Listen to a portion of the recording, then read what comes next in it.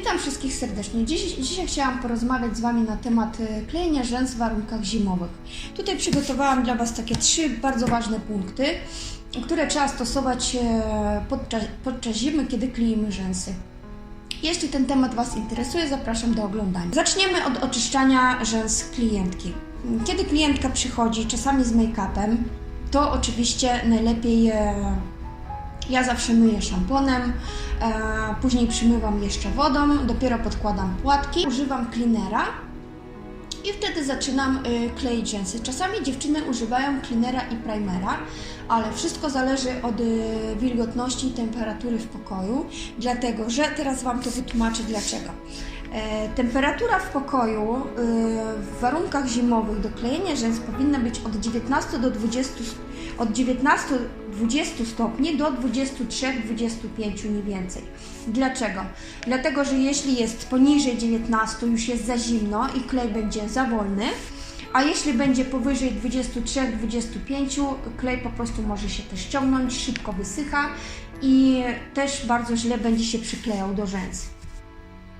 Też powiem o wilgotności. Wilgotność też jest bardzo ważna w pomieszczeniu. Zazwyczaj jest tak, że kiedy zaczynamy kleić rzęsy, to jest też taki przekaz dla stylistek dopiero początkujących, które nie do końca wiedzą ani nie pamiętają może ze szkolenia, że powinniśmy stosować stację pogody. Teraz tak, na stacji pogody jest temperatura, wskazywana temperatura, którą mamy w pokoju oraz wilgotność, którą również mamy w pokoju. I teraz tak, ta wilgotność powinna być dla mojego kleju, ja pracuję na kleju V+, ale tak jak myślę, że wszystkie kleje są podobnie tak jak z temperaturą, tak jak i wilgotnością. Może się troszeczkę różnić 5-10% w tą czy w tamtą. Czyli ja zawsze pilnuję, żeby miała wilgotność 45 do 60. Kiedy mam niżej niż 40, to po prostu klej bardzo szybko mi wysycha i rzęsy będą się sypały. A jeśli mam już ponad 60, to też klej się ciągnie i nie chce się za bardzo kleić. Teraz powiem o pochłaniaczu i nawilżaczu. Ja pochłaniacza używam, jesteśmy w Anglii, ale może nie będą mnie oglądały stylistki tylko z Anglii, ale powiem, że ja mieszkam ogólnie w Anglii i pracuję w Anglii, więc w Anglii bardzo często pada deszcz i automatycznie wilgotność w pomieszczeniu, przynajmniej u mnie się podnosi. Nie wiem jak u innych stylistek, ale to wszystko widać na zegarku, który posiadamy i na którym możemy sobie zawsze sprawdzić. Z mojego doświadczenia wiem, że wilgotność automatycznie rośnie, kiedy pada deszcz.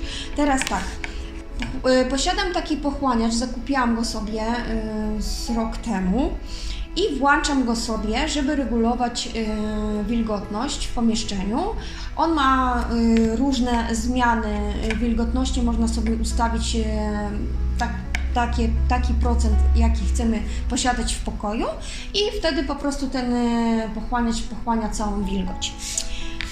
A nawilżacz powiem Wam, stosujemy wtedy, kiedy nie mamy wpływu na nasze ogrzewanie. Na przykład mamy włączone ogrzewanie i mamy 21-22 stopnie i mamy bardzo sucho. Jeśli zmniejszymy temperaturę, to klientce będzie za zimno, żeby nam na przykład wzrosła ta wilgotność, tak? Bo im zimniej, to wilgotność też wzrasta. I teraz tak, klientce będzie za zimno. I co ja wtedy robię? Włączam sobie, dziewczyny, nawilżacz. I stosuję go, można nawet, nie wiem, dodać jakiegoś olejku, bardzo klientki lubią, wtedy jest fajny zapach się ulatnia w pomieszczeniu i to jest bardzo dobre, ale nawilżacz stosujemy również przy stacji pogody i pilnujemy wilgotność, bo też nie może być wilgotność za bardzo wysoka. Tak, mam nadzieję, te wszystkie 3 informacje przekazałam Wam. Mam nadzieję, że filmik Wam się podobał, że te informacje Wam bardzo pomogą. Najbardziej myślę stylistkom początkującym, które dopiero zaczynają, nie radzą sobie w zimie właśnie ze swoją pracą, bo nie wiedzą jak i co. Ja jeszcze będę nagrywała filmiki, które również Wam pomogą w innych, z innymi informacjami. A na razie to jest wszystko, dzisiejszy filmik. Mam nadzieję, że Wam się podobał. Stawiajcie lajki, subskrybujcie mój kanał. Wiem, że dopiero zaczynam, ale warto. Poświęcę teraz więcej czasu na nagrywanie filmów. I pa pa!